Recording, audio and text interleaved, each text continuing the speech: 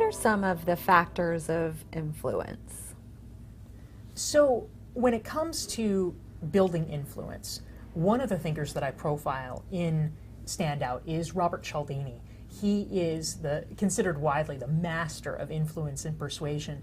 And the story of how he actually came up with his theories is quite fascinating. He discovered that there are only 6 ways that people can be influenced. And one of the ways that he was able to really discover this is through doing something that really up until him almost no one was doing. All psychology research had been essentially conducted in university laboratories. They would have these artificial experiments with undergraduates to see what they would do in very controlled circumstances.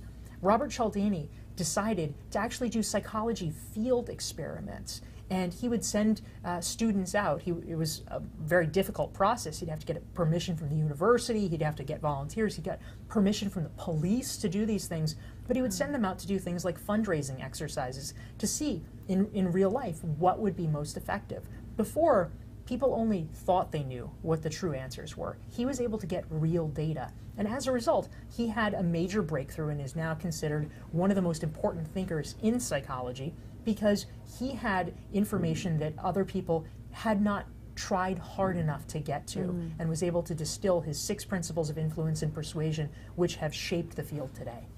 What are some of those principles? So the principles that Cialdini articulated, first is likability. That's pretty basic. If you can persuade someone if they like you, they want to do you a favor, that makes sense. Another one is authority. Many people do things because a doctor tells them to do it or because a policeman tells them to do it.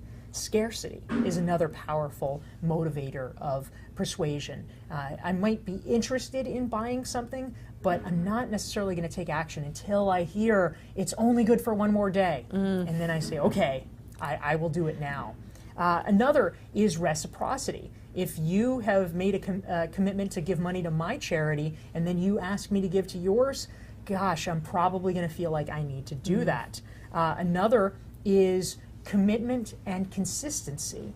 So, for instance, if you have previously told me that you are a Democrat or that you are a Republican, it makes it far more likely, since you have declared that as your identity, that you will vote for that party in the future. Because otherwise, it goes against the principle of how you've declared yourself to be. It creates a kind of cognitive dissonance. So if someone has committed to something previously, it's far more likely they will follow through and actually do it. So the 6th principle of influence and persuasion is social proof. And essentially what this means is that humans look to other humans to determine how they should view something. So if you are affiliated with prestigious organizations, or if you have safety in numbers, essentially, if you, for instance, are starting a business and your partners are influential people in the community that I've heard of, I will be more likely to say, oh, she must be credible.